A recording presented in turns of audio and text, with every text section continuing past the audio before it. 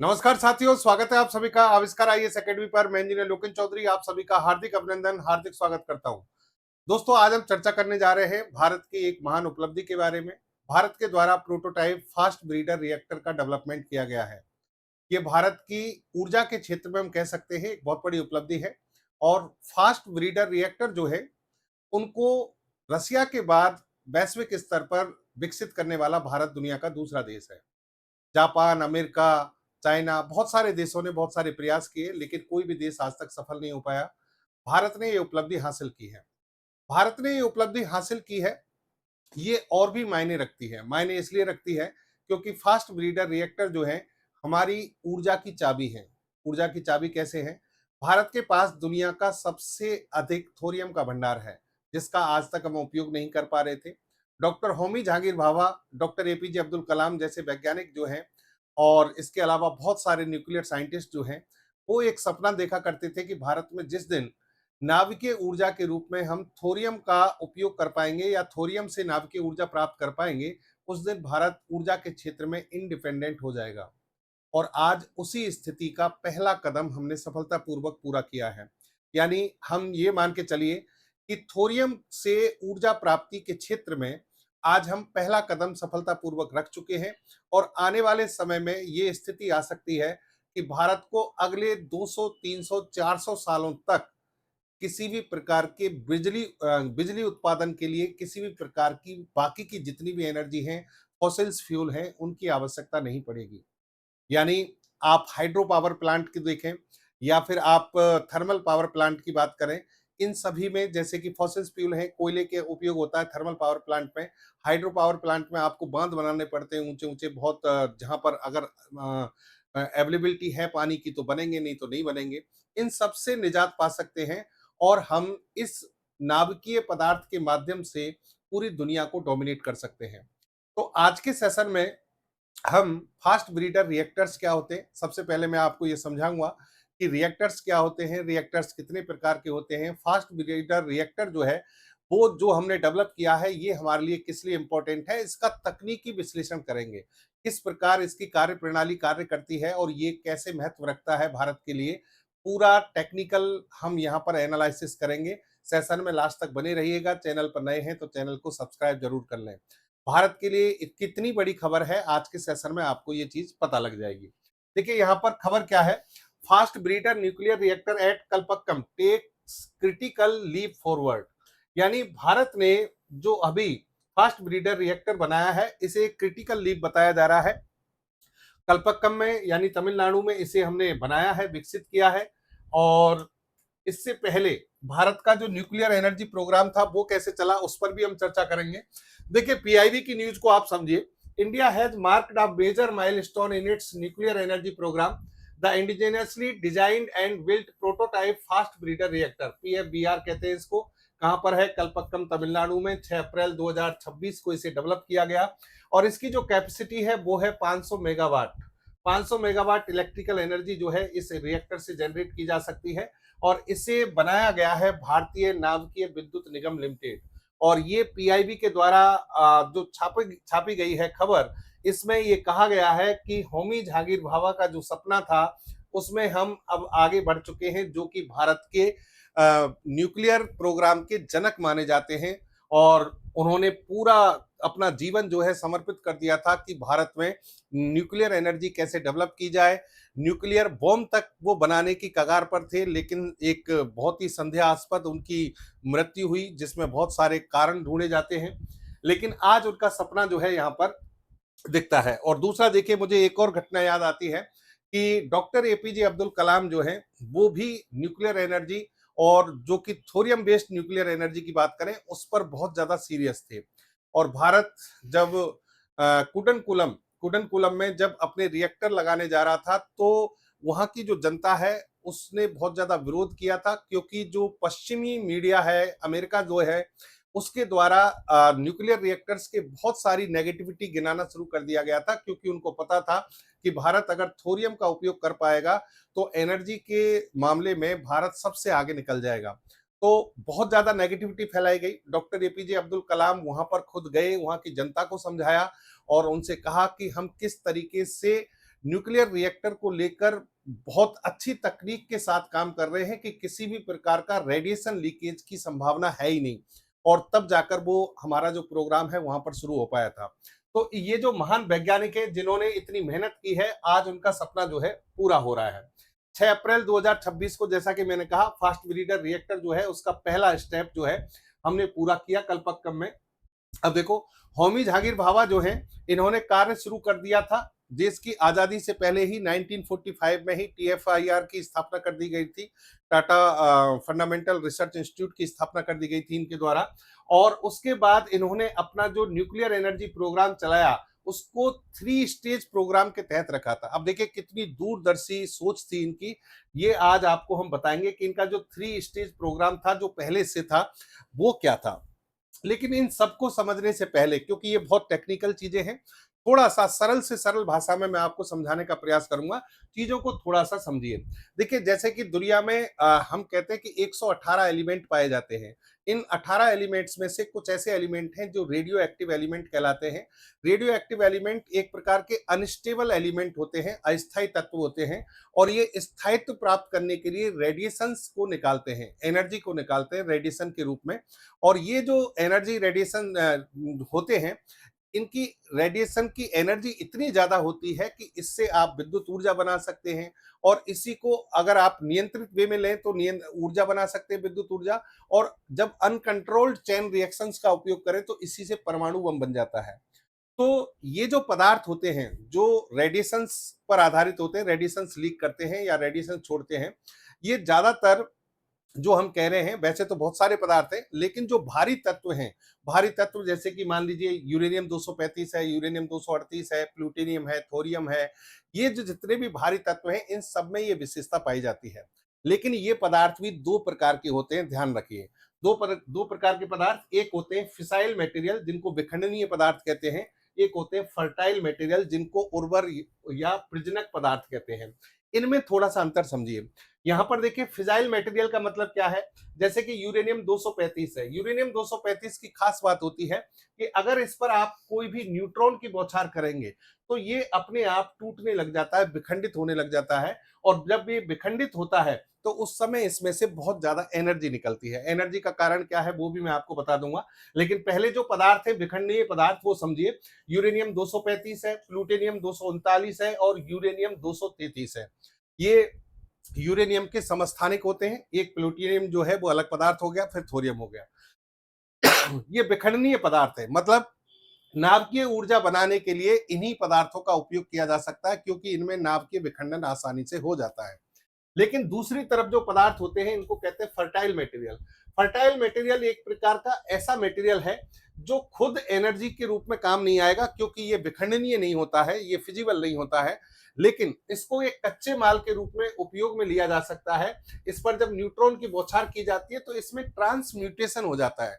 Transmutation का मतलब ये एक तत्व दूसरे तत्व में बदल जाता है, तो उनका उपयोग हम बाद में कर सकते हैं। जैसे कि इस पर न्यूट्रॉन की बौछार की, और इसमें कौन से आते हैं, यूरेनियम 238 है, थोरियम 232 है। तो इसमें जब न्यूट्रॉन का अवशोषण होता है तो इनमें रूपांतरण हो जाता है या तत्वांतरण हो जाता है, और ये प्लूटोनियम 239 या यूरेनियम 233 में बदल जाते हैं। कहने का मतलब ये वाले पदार्थ इसमें बदल जाते हैं, इसको कहते हैं तत्वांतरण। तत्वांतरण। तो देखो, थोरियम को देख लो आप, थोरियम 232 की जिसकी हम बात कर रहे हैं और यूरेनियम 238, ये दोनों ही उर्वर पदार्थ हैं, मतलब फर्टाइल है, फिजिबल नहीं है, फिजाइल नहीं है। अब ये फर्टाइल है तो इसका मतलब डायरेक्ट इनसे एनर्जी नहीं मिल सकती। अब दिक्कत क्या है वो समझिए। दिक्कत ये है कि जो हम, एक पदार्थ होता है यूरेनाइट, यूरेनाइट U3O8। अब यूरेनाइट में से, या फिर पिंच ब्लेंड एक पदार्थ होता है, इसमें से जब यूरेनियम निकाला जाता है तो जो 92 यूरेनियम 235 है, यूरेनियम 235 और यूरेनियम 238, इनका अगर आप एक तरीके से कंपैरिजन देखें इनकी मात्रा का, यानी ये प्रकृति में पाया जाता है पदार्थ, इसमें से यूरेनियम के आइसोटोप मिलते हैं। यूरेनियम 235 मिलता है मात्र 0.7%, और यूरेनियम 238 मिलता है 99.3%।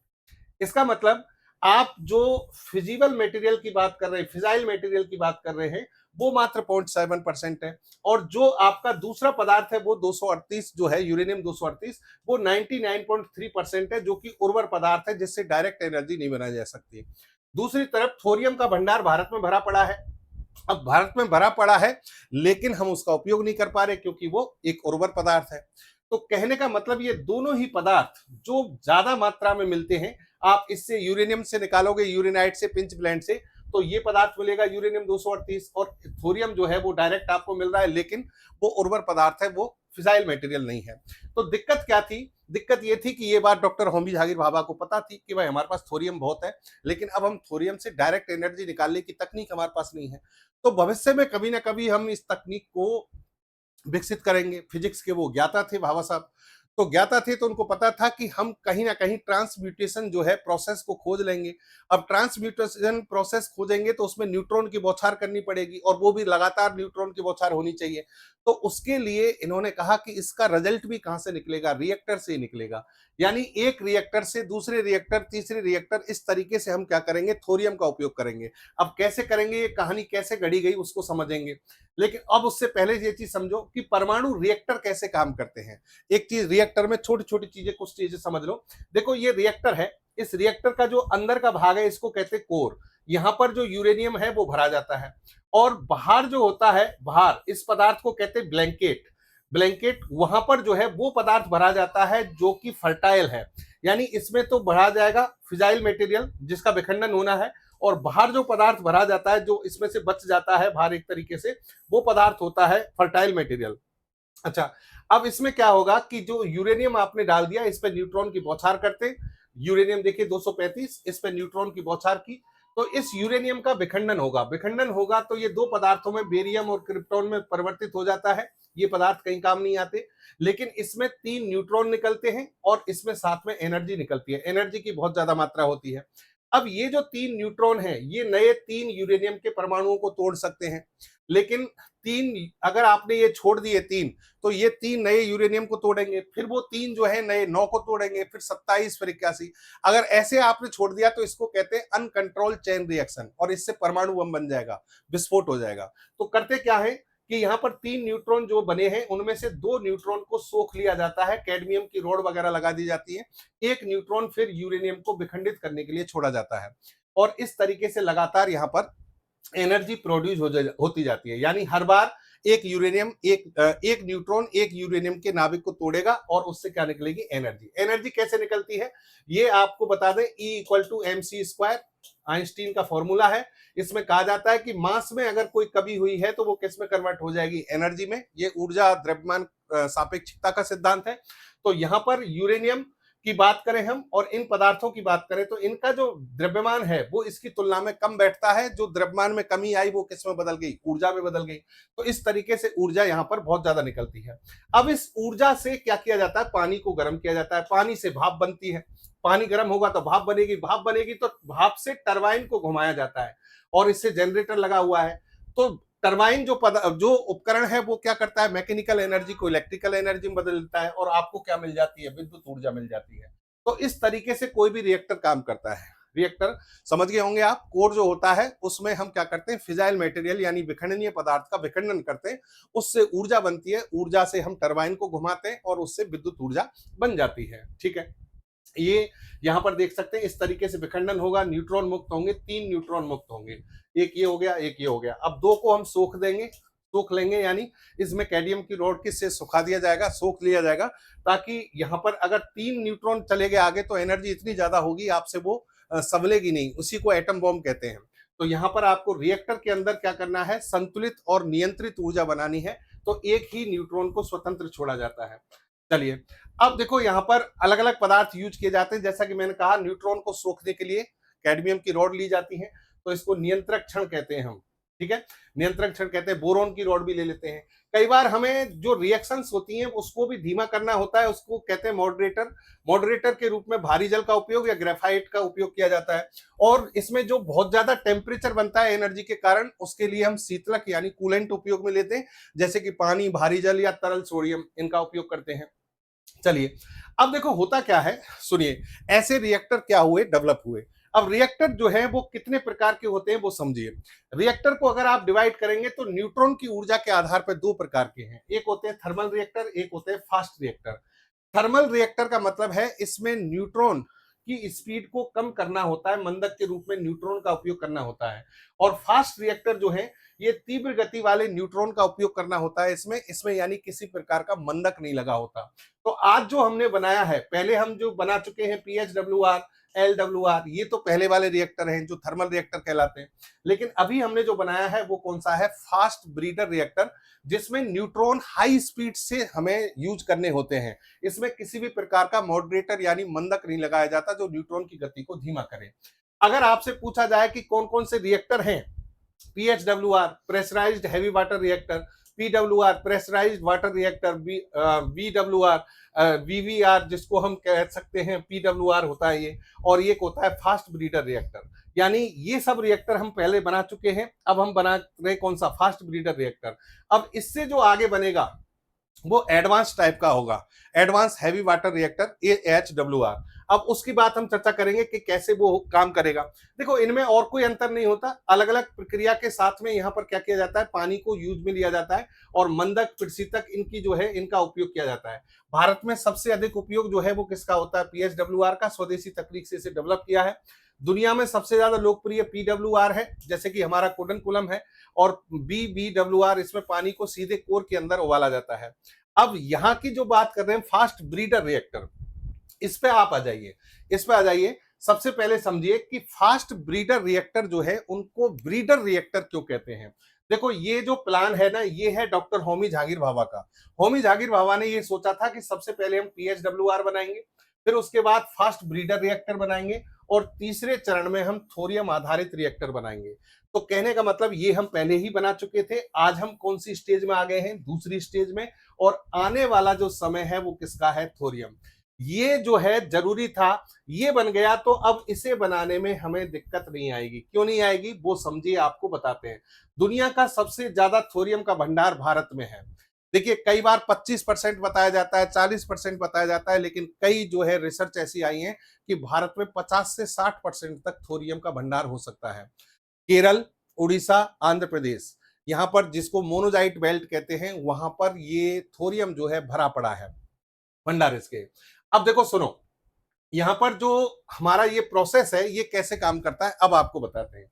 सबसे पहले देखिए आप कि PHWR रिएक्टर हमने फर्स्ट टाइप के जो है वो बनाए। ये सारे रिएक्टर मिलकर काम करेंगे तब हमारा काम बनेगा।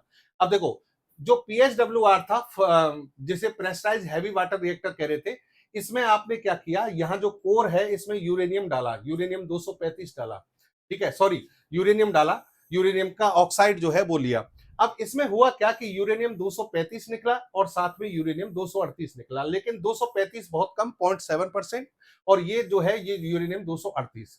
अब यूरेनियम 238 जो है वो तो ब्लैंकेट में होता है, बाहर की इसमें ब्लैंकेट में, और जो फिजाइल मटेरियल के रूप में, विखंडनीय पदार्थ के रूप में काम आ रहा है वो कौन सा है, 235, ठीक है। अब हुआ क्या कि यूरेनियम 235 का विखंडन हुआ, यूरेनियम 235 का विखंडन होगा तो उससे जो न्यूट्रॉन मुक्त होंगे, जो न्यूट्रॉन मुक्त होते हैं वो यूरेनियम 238 को तोड़ने का प्रयास करते हैं, और यूरेनियम 238 जब टूटता है तो फिर यहां पर देखिए लास्ट में आपको क्या मिलेगा, प्लूटोनियम 239। तो जो ये प्रोसेस है, ये प्रोसेस ये किस में होता है, ये आपका प्रोटोटाइप फास्ट ब्रीडर रिएक्टर जो है इसमें होता है। इसमें आप एक मिक्स्ड ईंधन का उपयोग कर लेते हैं, और मिक्स्ड ईंधन का जब उपयोग करते हैं तो यहां पर आपका जो यूरेनियम 238 बना था, यूरेनियम 238, उसको हम क्या करेंगे, ब्लैंकेट के रूप में उपयोग में ले लेंगे। देखिए पहले चरण में तो आपका क्या हुआ, विखंडन हुआ 235 का, यहां पर यूरेनियम 238 बना। यूरेनियम 238 को आपने जो फास्ट ब्रीडर रिएक्टर था उसके ब्लैंकेट में भर दिया। अब ब्लैंकेट में भर दिया तो यहां पर आपने जो ईंधन लिया वो ईंधन मिक्स ऑक्साइड था, जिसमें प्लूटोनियम 239 जो है उसको मुख्य ईंधन के रूप में काम में लिया गया। वहां यूरेनियम को तोड़ा, यहाँ प्लूटोनियम को तोड़ा। अब जितना प्लूटोनियम आपने तोड़ा, जितना प्लूटोनियम आपने तोड़ा, उससे ज्यादा प्लूटोनियम यहाँ बनेगा। कैसे बनेगा, क्योंकि ये जो बाहर यूरेनियम 238 है, इसको यहां से जो प्लूटोनियम के टूटने से जो न्यूट्रॉन मुक्त हो रहे हैं, वो न्यूट्रॉन इस यूरेनियम 238 को तोड़ेंगे।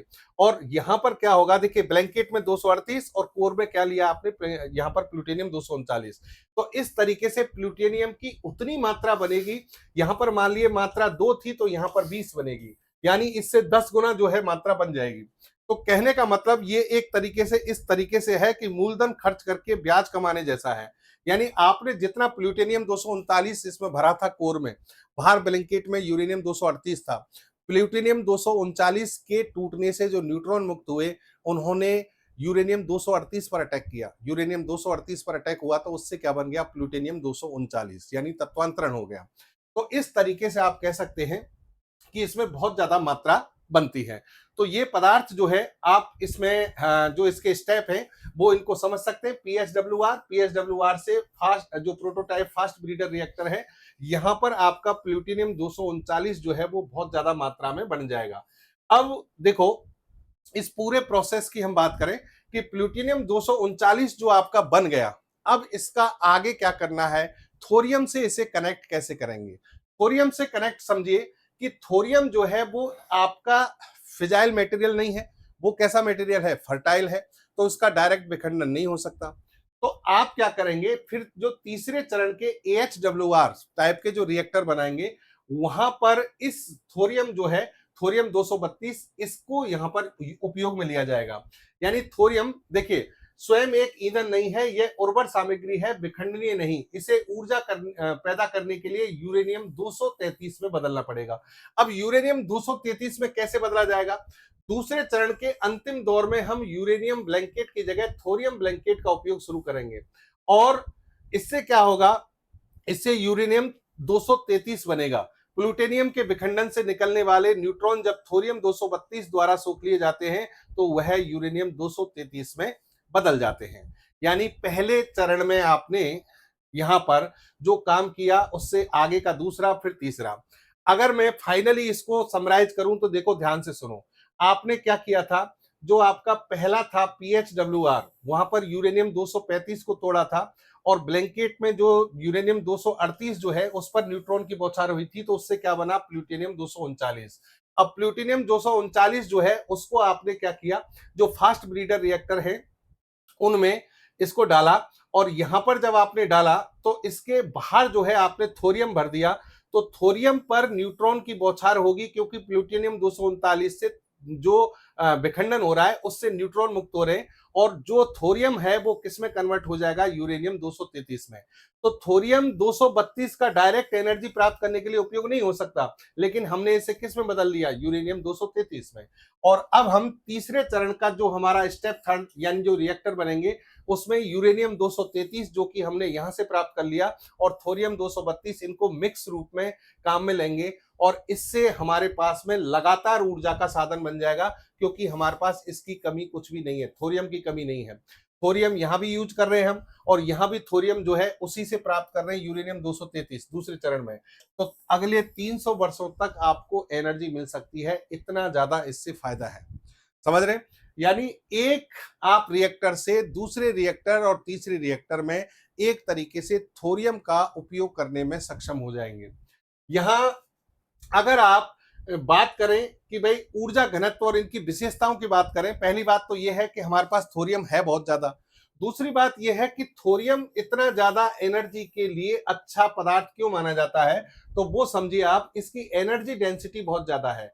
1 टन थोरियम अगर आपने लिया है, 3,500 टन कोयले के बराबर और 250 टन यूरेनियम के बराबर ये एनर्जी प्रोड्यूस करता है। और अभी तक जो हम एनर्जी बाहर से मंगा रहे हैं, वो सारी एनर्जी जो है हमें कहीं से आयात नहीं करनी पड़ेगी, और बल्कि हम क्या करेंगे, बहुत ज्यादा एक्सपोर्ट कर सकते हैं भविष्य में। अब देखिए, ये तो थी कहानी कि कैसे ऊर्जा बनाई जाएगी। अब थोड़ा सा मैं आपको यहाँ पर जो बेसिक चीजें हैं वो बता देता हूँ। 1945 में TIFR यानी Tata institute of fundamental research की स्थापना की गई थी डॉक्टर भाभा के द्वारा। परमाणु ऊर्जा अधिनियम पारित किया गया 1948 में, परमाणु ऊर्जा विभाग बना 1954 में, और उसके बाद भारत का पहला रिएक्टर बना। पहला रिएक्टर 1956 में बना जिसका नाम था अप्सरा, लेकिन ये रिएक्टर हमारा रिसर्च एंड डेवलपमेंट के लिए था, परमाणु ऊर्जा के रिसर्च के लिए, अनुसंधान के लिए।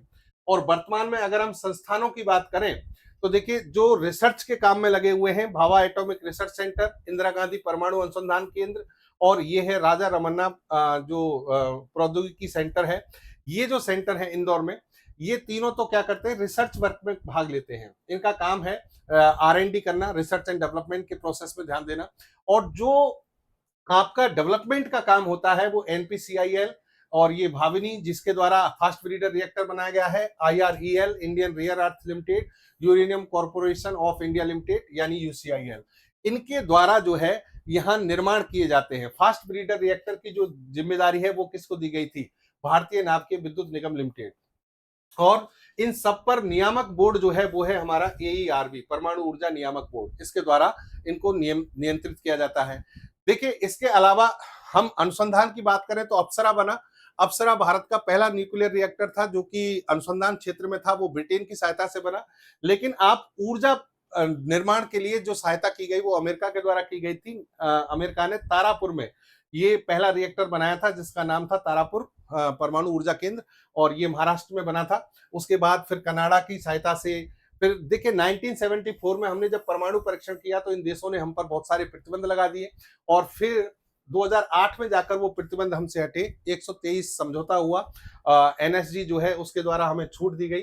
और वर्तमान स्थिति की अगर हम बात करें तो वर्तमान में परमाणु ऊर्जा के क्षेत्र में हमारी जो क्षमता है वो 8.78 गीगावाट है। अगर आप टोटल हमारी जो इलेक्ट्रिकल एनर्जी जो कैपेसिटी है उसकी बात करें तो केवल 3% उत्पादन हम इससे करते हैं, न्यूक्लियर एनर्जी के रूप में करते हैं। लेकिन अब इसे हम 3 गुना बढ़ाने जा रहे हैं। 1000 जो 8.78 गीगावाट है उसकी जो क्षमता है उसको 3 गुना बढ़ा दिया जाएगा 2031-32 तक, और 2047 तक हमारा जो टारगेट है वो है 100 गीगावाट। लेकिन अगर हमारा जो ये वर्तमान में जो परीक्षण सफल हुआ है ये हमारा सफल होता है तो फिर इससे कहीं ज्यादा हमारी क्षमताएं जो हैं बढ़ जाएंगी। तो ये है दोस्तों फास्ट ब्रीडर रिएक्टर। जो ब्रीडर का मतलब है प्रजनक है एक तरीके से, यानी जितना प्लूटोनियम 239 इनको में भरा जाता है उससे कई गुना ज्यादा ये बना देते हैं। और बना कैसे देते हैं, क्योंकि यहाँ पर ट्रांसम्यूटेशन की प्रक्रिया को फॉलो किया जाता है, तत्वांतरण, यानी एक तत्व जो है वो दूसरे पदार्थ में बदल जाता है। तो थोरियम तो 232 जिसका आज तक हम उपयोग नहीं कर पा रहे थे, अब हम उसका उपयोग कर पाएंगे, और एडवांस हैवी वाटर रिएक्टर जो है वो भविष्य में बनाए जाएंगे और उनमें हम इसको उपयोग करेंगे ईंधन के रूप में। तो उम्मीद करता हूं चीजें आपको समझ पाए होंगे। जय हिंद, जय भारत।